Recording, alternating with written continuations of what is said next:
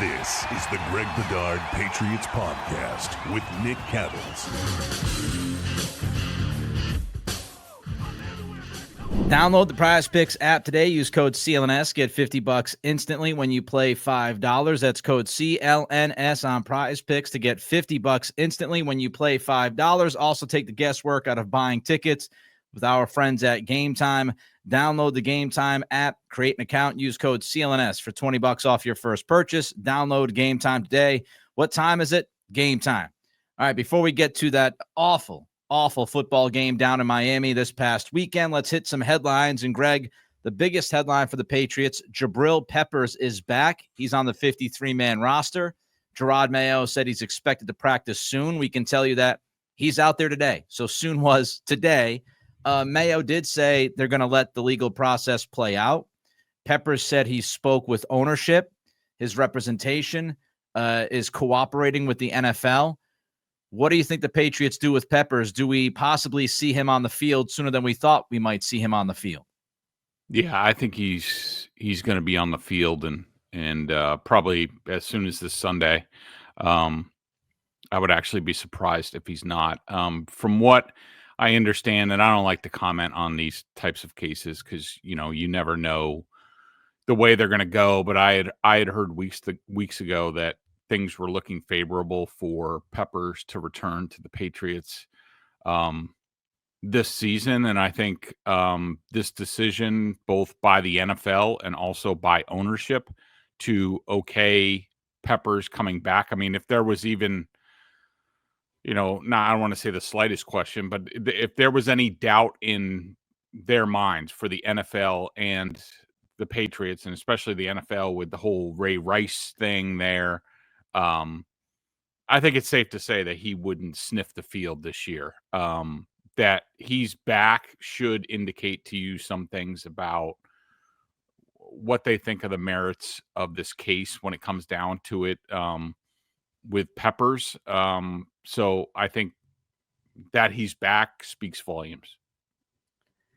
And you look at what his attorney has said throughout this process, which is there's video, according to the attorney, and the attorney, who was Mark Allen Brofsky, said this past Friday, last week, that yes, there's video. And according to him, the video was taken on Pepper's cell phone, shows the woman did not have any injuries to her face. Now, of course, this is coming from Pepper's legal team, so it's coming from one side. But you do wonder if Brofsky has this video, which he's telling us he does, and he goes to the NFL and he's cooperating with the NFL investigation. I would just have to imagine the NFL would want to see said video, and probably did. And if Peppers spoke to ownership as he said he did, then you'd also have to imagine that the Crafts might ask about the video or might have been shown the video. So I really think the video is the biggest part of this story, because if it's legit and it sides with Peppers, then of course you look at it and you go, okay, then what was really going on there? Are there comments on the video from the woman? We don't know. We don't know what the conversation is. You don't want to go too far with it, as you said, Greg, but there are possibilities here where she says something that actually goes against her story to the police, or Pepper says something and there's an interaction there. And, she says she fell down the stairs because Peppers pushed her. Pepper says, no, she was drunk and she fell down the stairs on her own. So one question is, on the video, is she hammered? Is she hammered drunk? Because that would obviously help Peppers in his side of the story. So the video is the key, as we learned with Ray Rice. You mentioned it, Greg. If you remember, the NFL wasn't going to do a whole hell of a lot against Ray Rice. And then the elevator video came out and everything changed. And whether that should be the case or not, that's a different conversation for a different podcast. But sometimes, when you see something or you hear something, it changes the dynamics. So I do wonder, if the video was the biggest part of this entire story and has helped Peppers get back before many of us thought he would.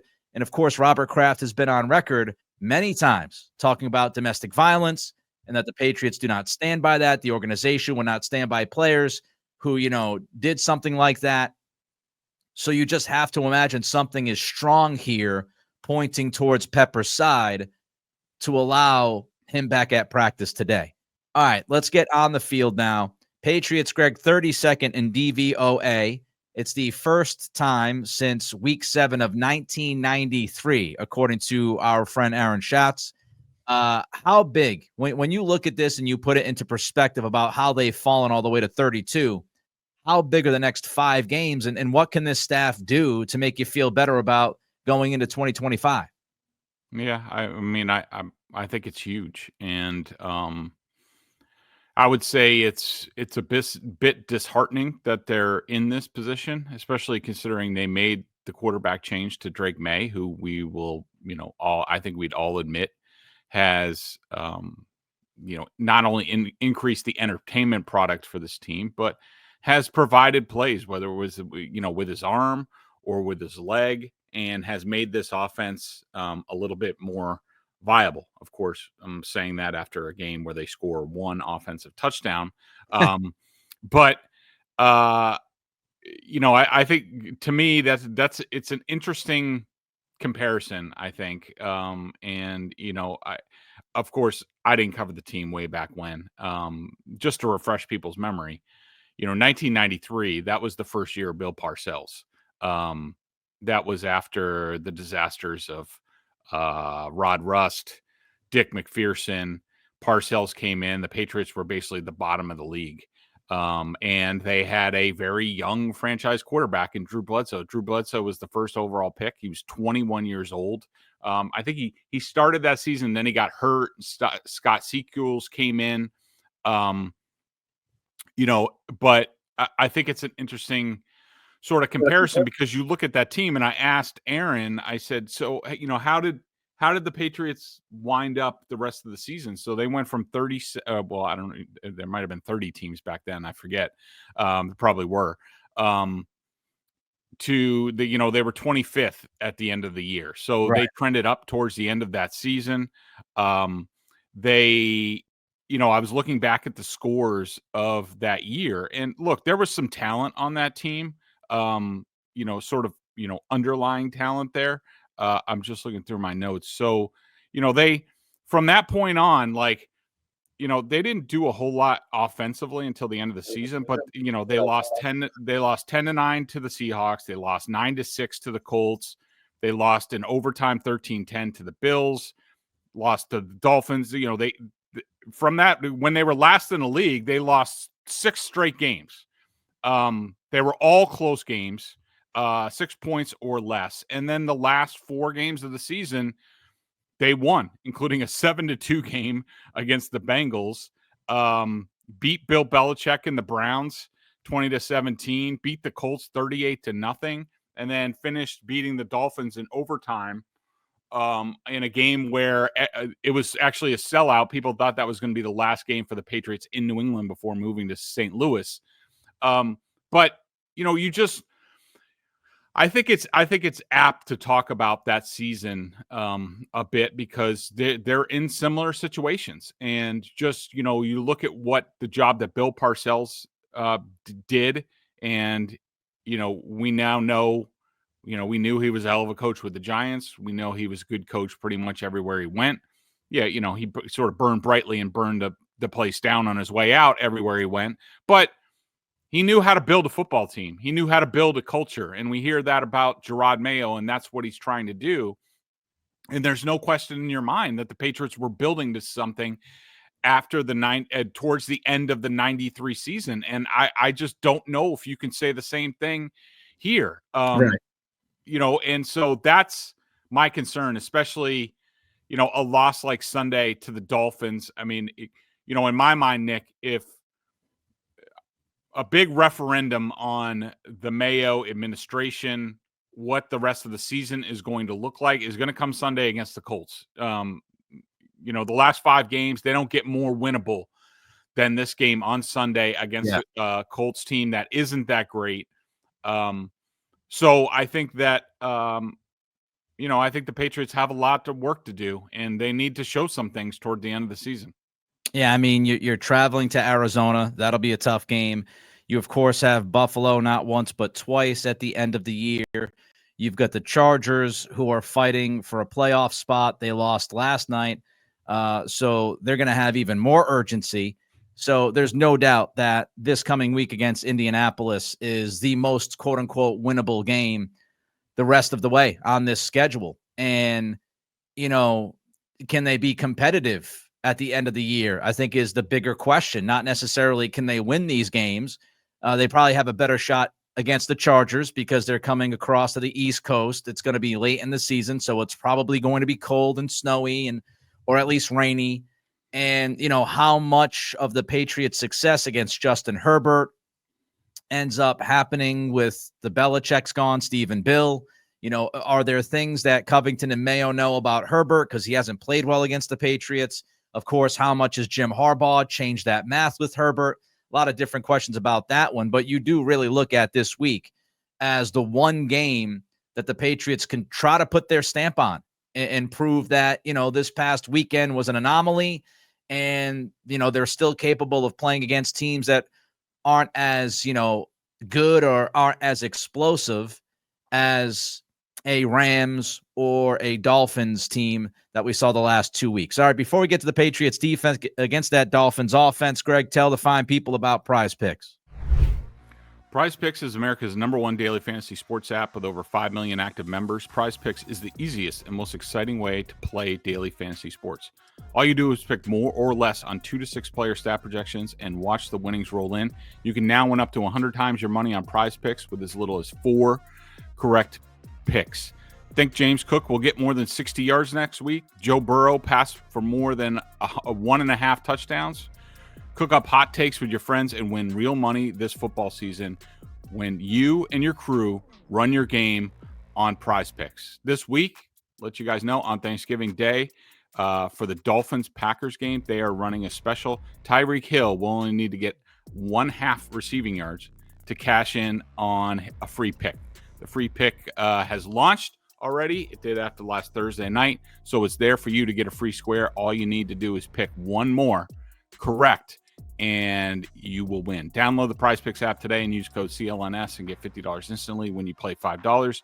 That's code CLNS on Prize Picks to get $50 instantly when you play $5. You don't even need to win to receive the $50 bonus. It's guaranteed. Prize Picks, run your game. Boy, oh boy, that second quarter was a thing of beauty, huh? As Jaylen Brown would say, hang it in the bleeping Louvre. I mean, that was 24 Zippo, no bueno watching that game on Sunday. When you're watching the defense, Greg, when you're watching the film, what was the worst thing about that performance on that side of the ball? Nick, in my opinion, probably the most frustrating thing to me was, you're talking about a Dolphins team that's in your division that you see twice a year, that this coaching staff has seen this iteration of the coach, play caller, quarterback, Tyreek Hill, the weapons, what they're allowed to, what they're able to do. This was no secret to them, as opposed to last week against the Rams. You could say, okay, they see them once every 4 years, even though the McVay offense is all over the place, including in your own division, you could say, all right, they, maybe some things caught them by surprise because they don't, that's what you get with these sort of, interconference games, unfamiliar opponent, not a lot of time to do work on them during the season, as opposed to say they play them week 1 or week 2, they'd be a little bit more prepared. You could understand that a little bit last week, even though I still didn't. But for the Patriots to look as inept as they were, and they looked clueless. They looked helpless. It looked like they had never watched the Dolphins on film before.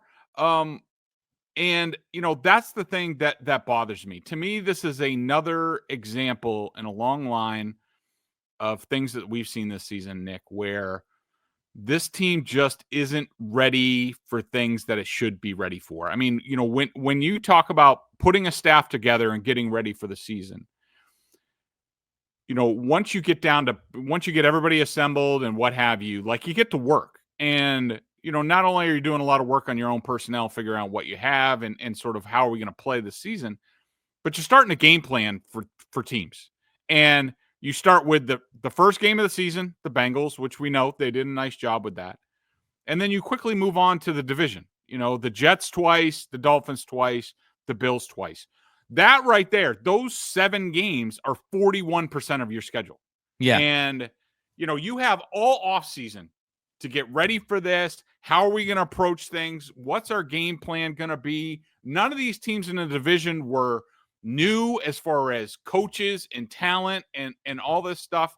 And, now we've seen it. They laid an egg against the Jets in the first game.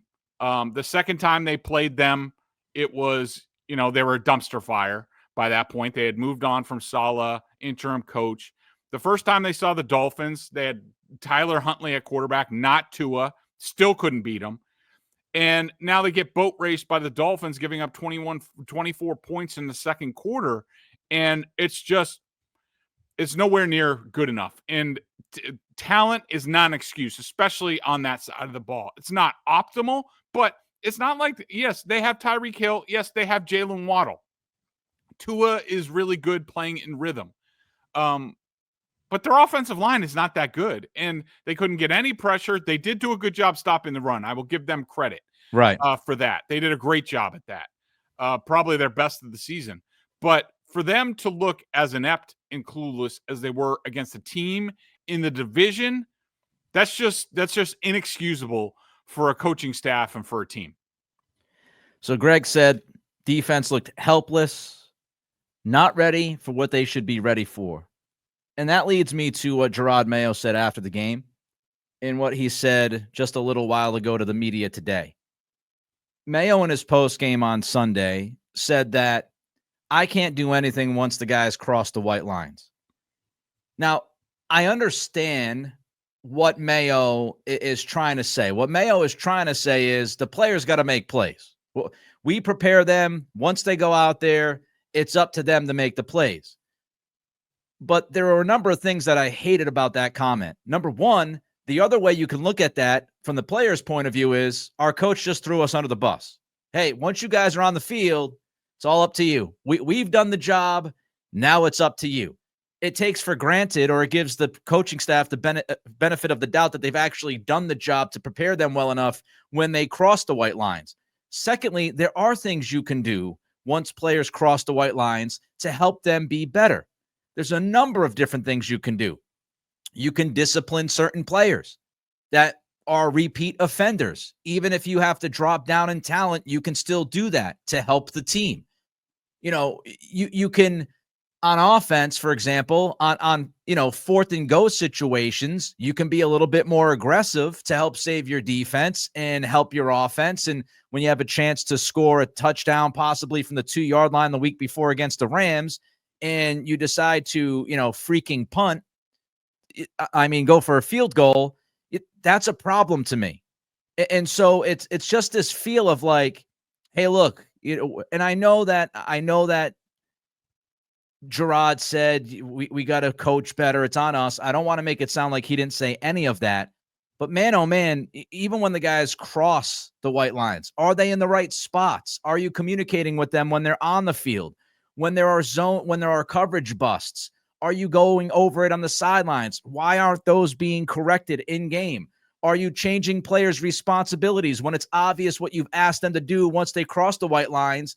It's not working. There are things you can do during the game, Jerod, that can make your team better and put them in a better spot.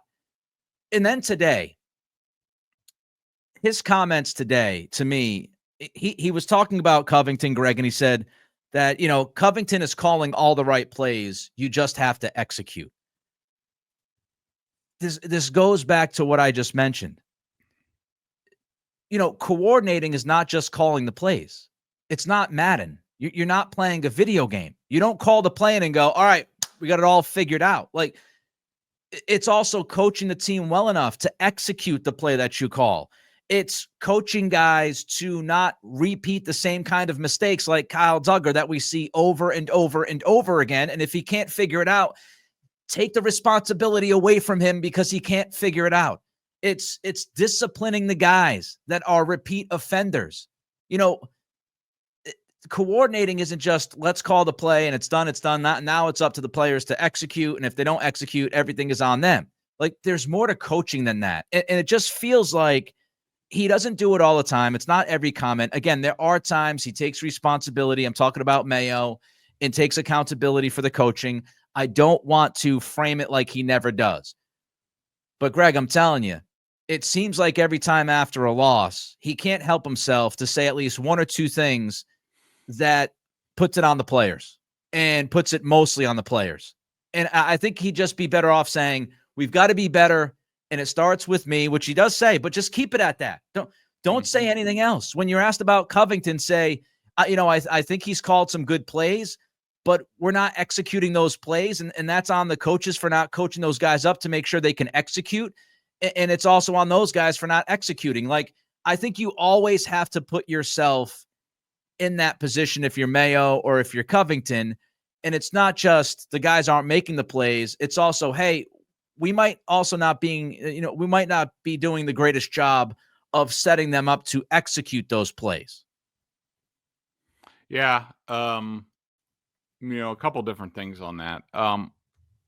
Number one, it came out clunky, and I know you said like, you understand what he meant. I do think that there's a point in time where, the coaches have done everything that they can. And I think he was attempting, really what he was trying to do was like, the players got to take ownership of this at some point and sort of like police themselves and like, things like that. And, the best teams are, accountable to each other. And, you're not relying on coaching and all that stuff. And I think, that was his point. But,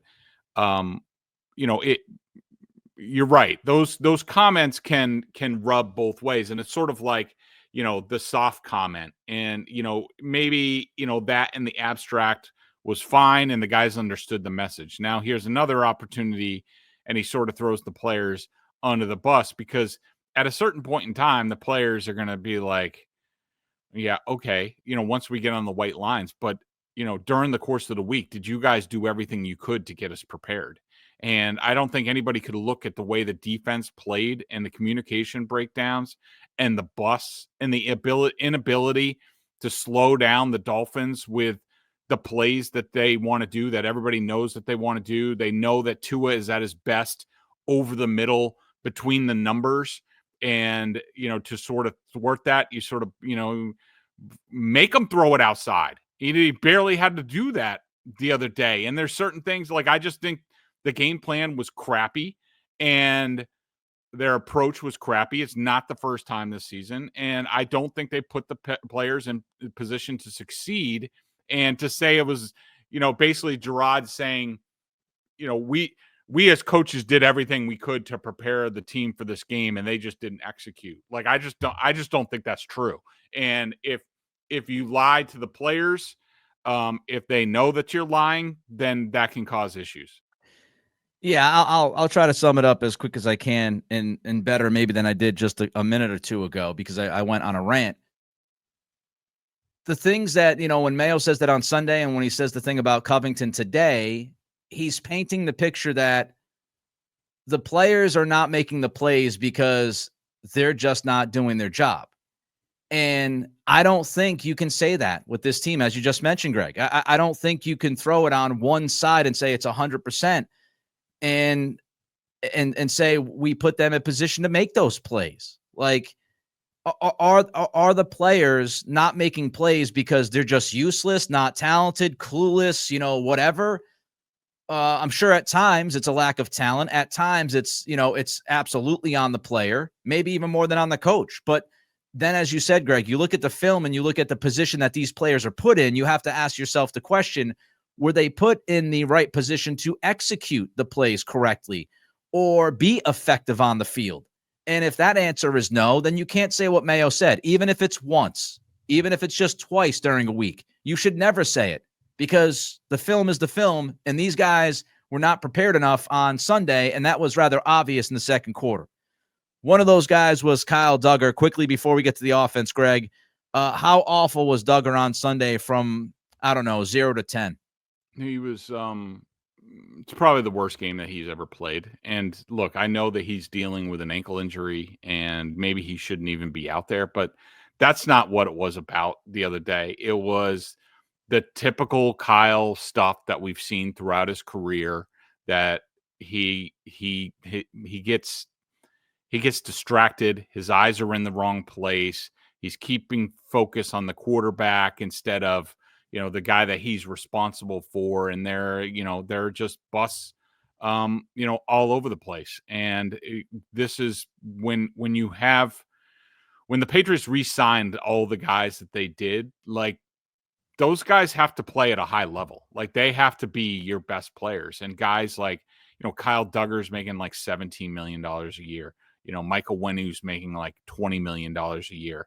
And, Mike was better on Sunday, but for the balance this season, those guys haven't been even close to good enough. And that's been a big problem. But, it's the decisions that you make, like, playing Kyle Duggar where you're playing him and giving him, X responsibilities and coverage.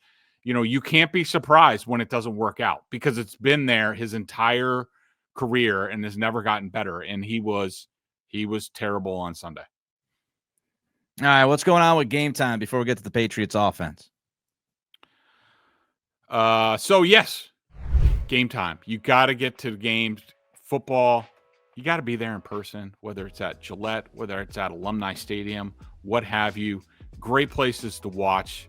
Kudos to Billy O for getting bowl eligible and picking up a victory against the Tar Heels the other day. You got to go to be there in person. Go to Game Time. It's the best place to go. I use it all the time. They have a feature called Game Time Picks, filters out all the fluff to show you only incredible deals on great seats, so you don't have to waste time searching through thousands of tickets. I love the all-in pricing. Toggling this feature shows you the total upfront with no surprise fees at checkout. They also have seat views to get a panoramic view from your seat in the app before you buy, which is something I must have. I was just looking at the app. Colts at Patriots on Sunday. If you want to be there, the weather, I think, should be decent.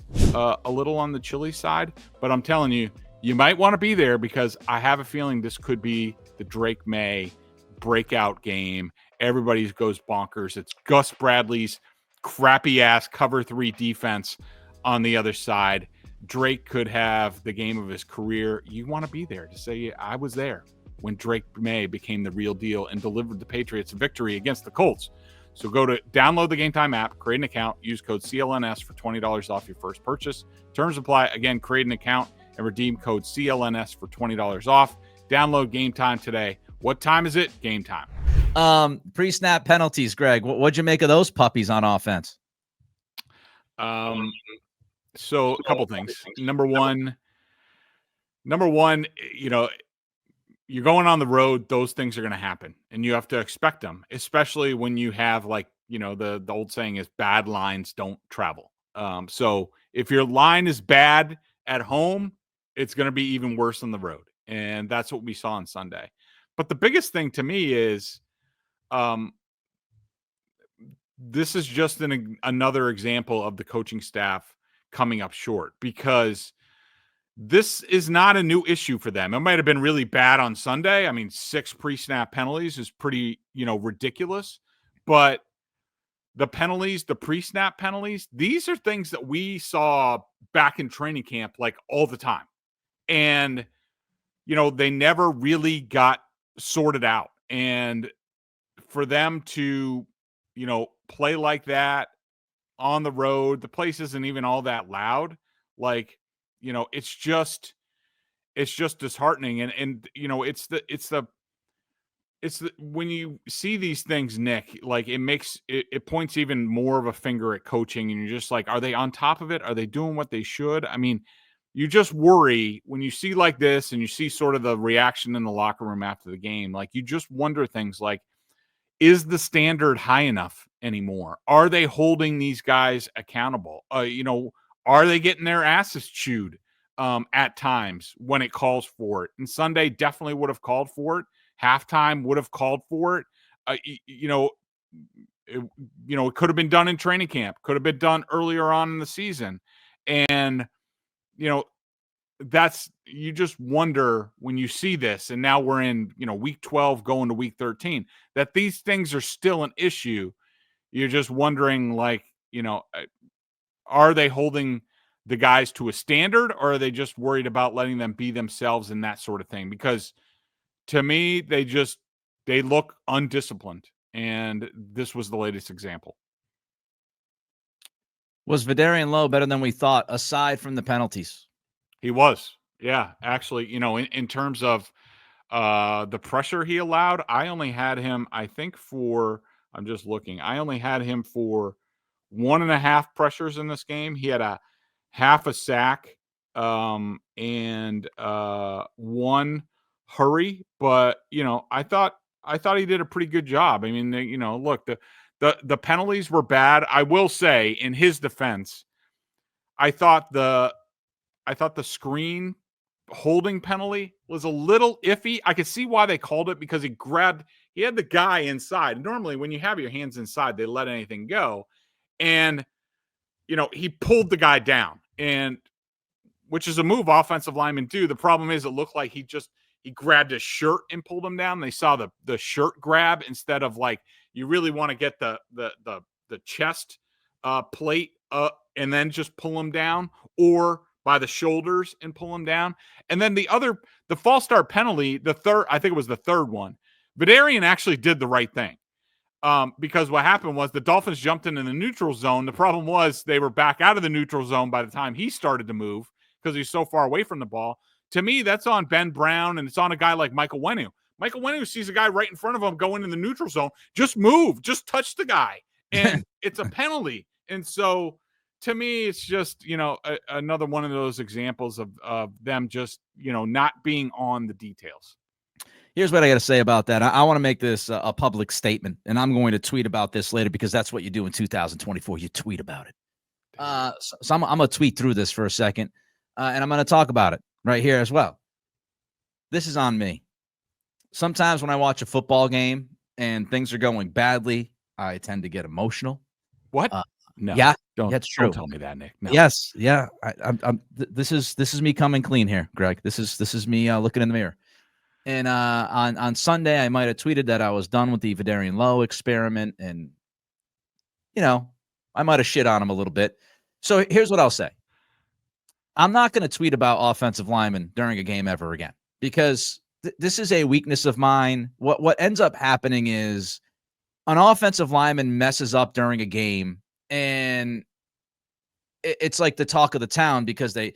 The broadcast crew's talking about it. They show it, and the rest of this offensive line's been brutal about. And so again, I kind of get wrapped up in this emotion. I've been pretty steady about Vederian Lowe and said that, you look at the other guys that they could have drafted in the second round. You look at Tyron Smith. You look at some of these other free agents. Vederian Lowe's outplayed those guys. That's what the numbers tell us, right?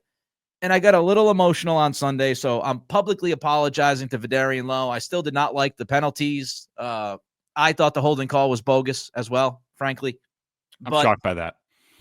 No, don't do that to me, Felger. Don't paint me as the homer. If a penalty's a penalty, a penalty's a penalty. But I thought he had him on the inside, and you could see that kind of play roughly 1,000 times during a football game, especially on a screen pass. So anyway, I probably went a little bit overboard on the Vederian Lowe, kill session on Twitter, and you're not the only one that I trust that watches offensive line play. And you're not the only one saying that Vederian Lowe actually wasn't bad on Sunday. So yeah, I think I put too much emphasis on the false starts, and it was also the rest of the team and all the penalties. And I kind of hit the limit. So Vederian Lowe, I probably went a little too hard on you on Sunday, my guy. So we'll see how he does the rest of the season. How did Drake Maye do on Sunday? All things considering, I didn't think that he did that bad. When you looked at the advanced analytics, which is sort of like the first thing I do after the game, or, in the day after the game before I'm waiting on the film, because, being in the press box and being there, I was like, I thought Drake Maye played, decently well, all things considered.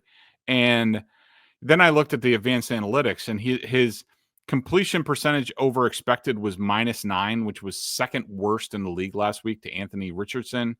The pass EPA for the Patriots was -16, which was the worst of the season, and just throwing the EPA on throws was about -7, which was the second worst of the season.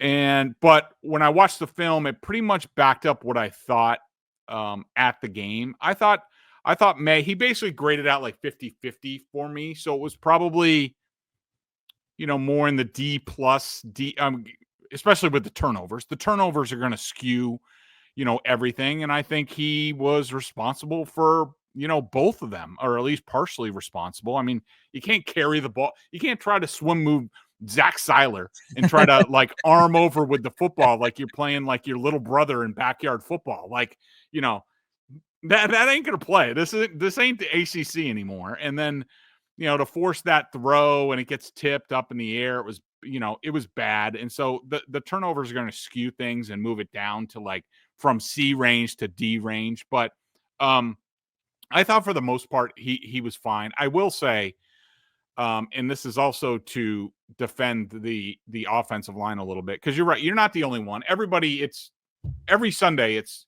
either the offensive line is playing great or the worst ever.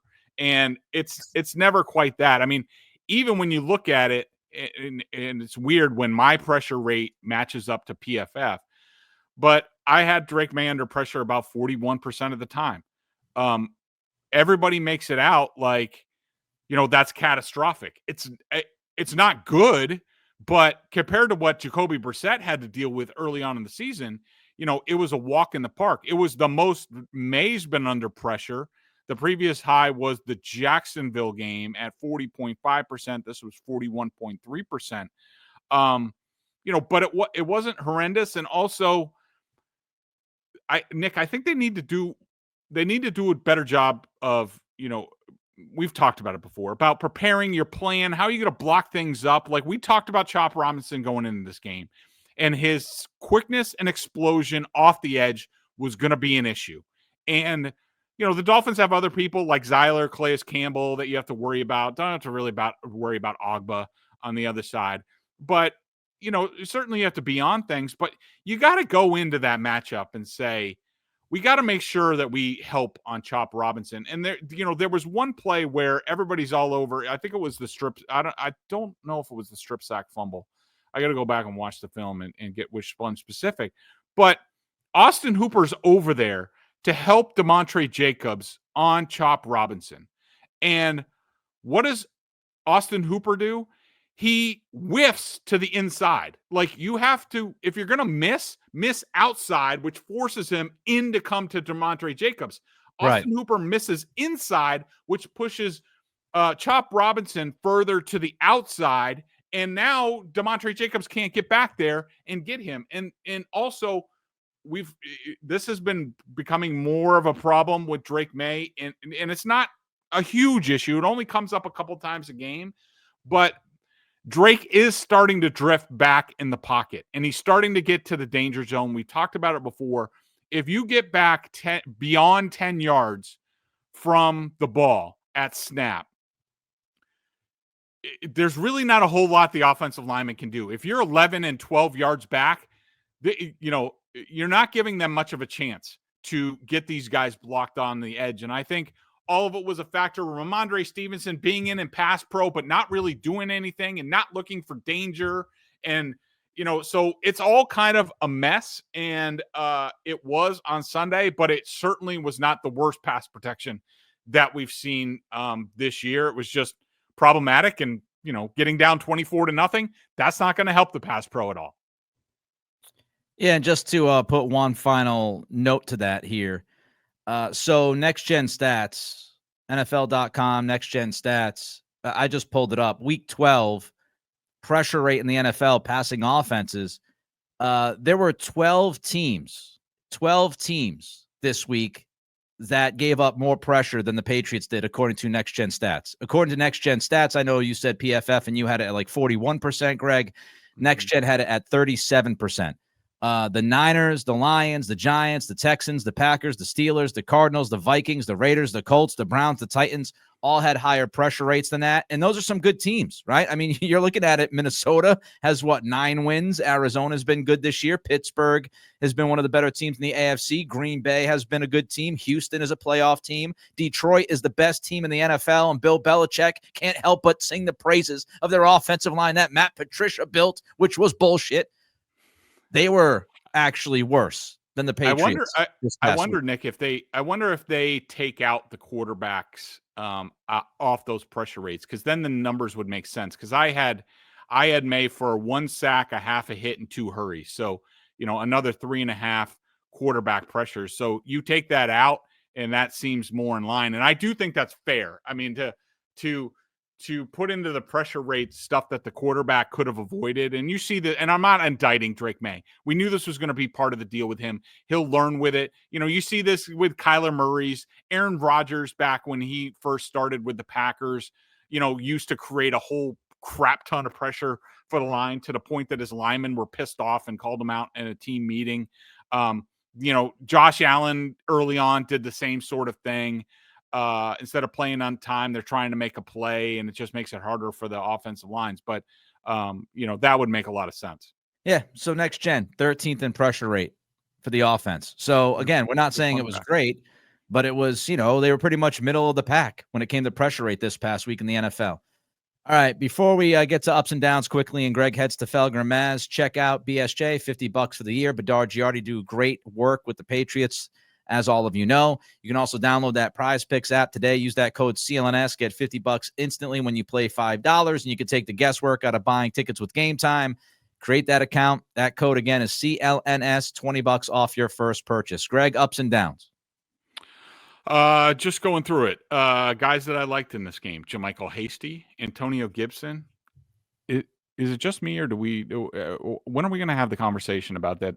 Antonio Gibson might be a better fit for this rushing. Driving me nuts. It's driving me nuts. I don't know if he'd be better than Stevenson, but what's driving me nuts is the usage. I think it was the Rams game 2 weeks ago when he played earlier in the game, and I was like, oh, maybe this is a sign that they're going to get Gibson more involved. And he ended up having 13 snaps the entire game. I don't understand it. He's one of their most explosive players. He can do a lot of things in the run game and receiving as a running back. He's flexible, versatile. I don't understand it. It's one of the things that I would love to ask Alex Van Pelt about. Yeah, and he had 30 snaps this week to Stevenson's 29. Demario Douglas, Kendrick Bourne, I liked. City So in his 20 snaps, I actually thought he looked decent at right tackle, so maybe we'll see that this week. On the defensive side, Keon White was good. I thought the interior defensive line, outside of they couldn't get any pressure, but to me that was not throwing off the Dolphins receivers and not getting Tua off his first read, which is what we talked about going into the game. But I thought, Farms, Godchow, Barmore, even Ekawale were decent this week, especially against the run. Tavai was good. Christian Gonzalez was good. Let's see. Marte Mapu probably had his best game, and that's about it. The downs, I mean, I didn't think he was bad, but I got to put Drake there because of the 2 turnovers. Ramondre Stevenson was a down for me. Javon Baker, Jalen Polk, Hunter Henry, not great in the blocking category again this week. DeMontre Jacobs was by far the worst player on either unit. I'm not going to put Lowe in I thought Jordan out of the offensive line. I thought Jordan, Brown, and Owenu were the best. On defense, guys I didn't like. Christian Ellis wasn't great. He wasn't bad either. That play they broke up in the end zone was a little bit underthrown. What's his name? Matthew Stafford would have made that play and did make that play last week. And of course, Kyle Duggar was absolutely horrendous. So for me, it was DeMontre Jacobs was the worst. Kyle Duggar was the second worst. He's Greg. I'm Nick. Everybody have a fantastic Thanksgiving. Gobble, gobble. Enjoy your turkey day. And we'll talk to you soon.